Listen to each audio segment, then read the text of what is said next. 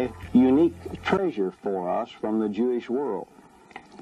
However, when one begins to think about treasures, he tends to think about tangible objects, objects of intrinsic worth, or magnificent monuments, or some kind of a physical structure, such as the synagogue, for example.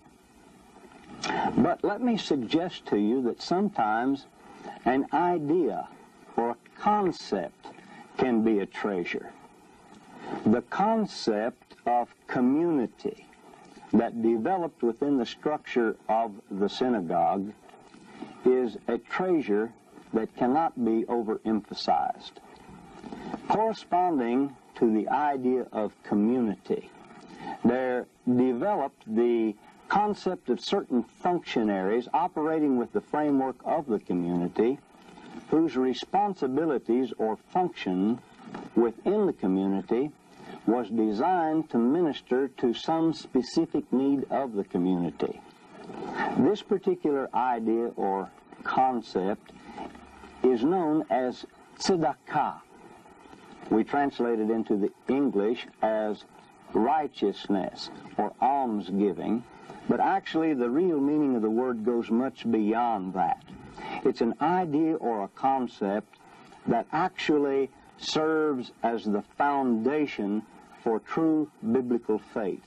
The idea of ministering to and meeting the needs of one's neighbor. And within the organizational structure of the synagogue, each one of the functionaries had a particular function that was in turn designed to meet some need of the community. Here in the synagogue, the principal leader of the synagogue was known as the Nasi, or the president of the synagogue, whose basic function was to see that everything ran smoothly. Then there were the Shlichim, those who were sent out as public announcers by the community to inform the community of various community needs. Then there were the Skenim, or the elders, who were the spiritual leaders of the community. The Batlanim, who were men of leisure that gave themselves to study and probably teaching of the Word. The Gabaim, or the Gaba'ei Tzedakah, those who collected funds and then distributed the funds to those who were needy in the community in acts of righteousness. The Chazan, who ministered in the community in keeping order and doing all kinds of other acts of service. The Magid, who was the wandering evangelist or preacher, and then of course the rabbi, who functioned in the community in a way similar to that of the prophet of the time of the United Kingdom and the divided kingdom. But it's important for us to note and to emphasize that none of these functionaries were functioning in the way of an office as a religious office, but they were individuals who were functioning within the community in a way as to assist or serve one another. And it's quite interesting to note that almost all of these functions were carried over from the context of the synagogue and the Jewish community into the early community of believers who followed Jesus of Nazareth. For example, the Shlichim, the apostles, the Zakim, the elder, became the elders or the bishops later on in the context of the community of believers, the Batlanim, the teachers, the Magid, the evangelists, the Gabaim, the deacons. All of these were ideas or concepts that developed originally within the framework of the Jewish community. However, there was one significant difference, and that is as the church moved to the west, these functions took on the form of ecclesiastical offices. rather than serving as a means for service to the community. And thus, the positions were frequently abused, and the needs of the people were left unattended. I know that a lot of these terms that we used in our field report are terms that are unfamiliar to most of you, so I've placed them on the board so that we can have a look at them again in way of review and emphasize again the purpose of each one of them as they functioned within the community of God. You remember in the New Testament, in the first epistle of Paul to the Corinthians, in chapter 12, verse 28 and following, he mentions certain functionaries in the church.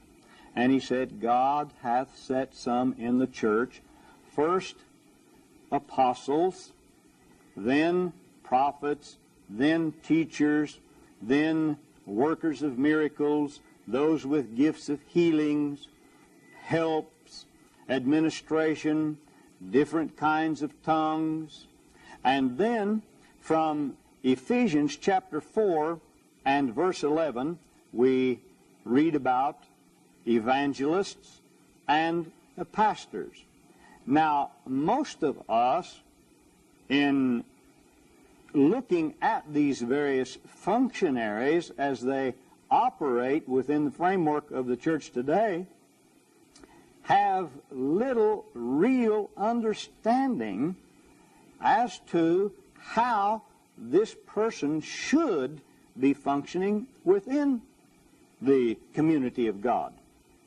And the reason why is because we've separated these functionaries apart from the historical foundation of the Jewish community. Have you ever wondered where Jesus got the idea for an apostle, for example? Was he just one day wandering around the shore of the Sea of Galilee, and in some kind of a brilliant stroke of religious genius, he says, I'm going to choose for myself apostles, and we'll travel the countryside together, preaching and teaching about the kingdom of God? And the answer to the question is no. Once we see how the community was organized, and once we see the various functionaries within the community, we can see that all of these functionaries here were already in existence and operating within the community of God before Jesus and the early Christian community. Let's have a look at these functionaries again as they operated within the framework of the Jewish community.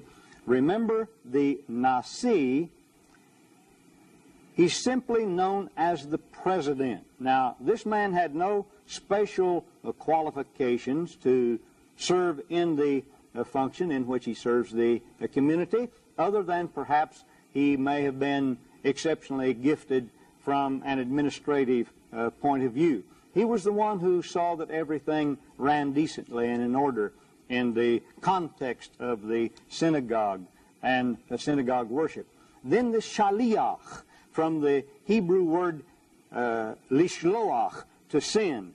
They were the public announcers. They were sent out to announce about community affairs, marriages, weddings, feasts, festivals, etc., etc.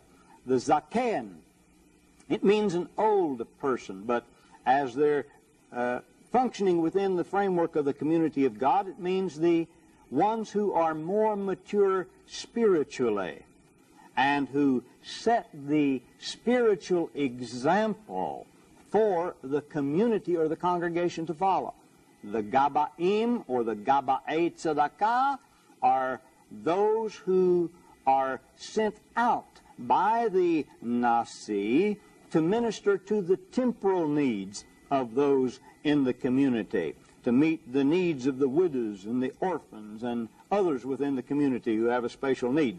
The Batlanim, there had to be 10 in every community They were the teachers. They were men of leisure that gave themselves to study. And they were either men of independent means or supported by the community, but that's all they did.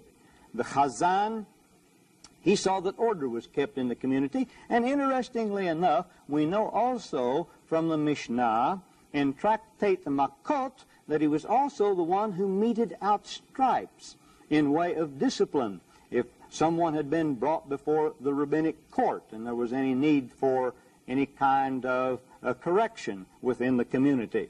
The Maggid, the evangelist, the rabbi, the wandering prophet type of figure. But again, the important thing for us to note is that all of these functionaries are designed to assist the community. And again, this word, Tzedakah, becomes so important for us. I think that we can say that it is one of the foundation stones upon which biblical faith is built. Tzedakah, righteousness, acts of charity, as the congregation moves out into the wider sphere of the community as a whole to minister to the needs of every single member of the community.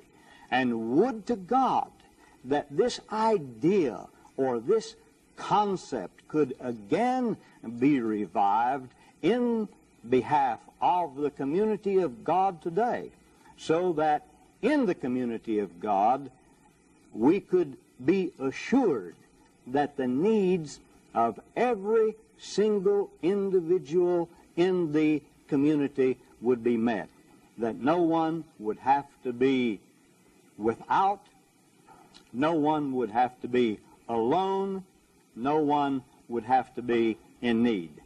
Tzedakah, the foundation principle of biblical faith.